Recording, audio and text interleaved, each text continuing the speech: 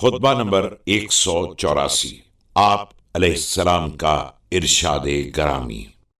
جو آپ علیہ السلام نے برج ابن مصر تائی خارجی سے فرمایا جب یہ سنا کہ وہ کہہ رہا ہے کہ خدا کے علاوہ کسی کو فیصلے کا حق نہیں ہے۔ بسم اللہ الرحمن الرحیم۔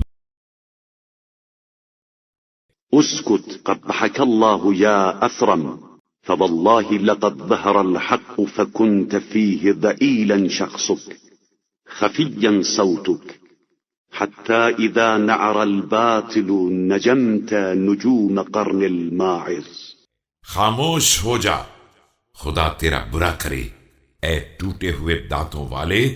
خدا شاہد ہے کہ جب حق کا ظہور ہوا تھا تو اس وقت تیری شخصیت کمزور اور تیری آواز بے جان تھی، لیکن جب باطل کی آواز بلند ہوئی تو تو بکری کے سینگ کی طرح ابھر کر منظر عام پر آ گیا۔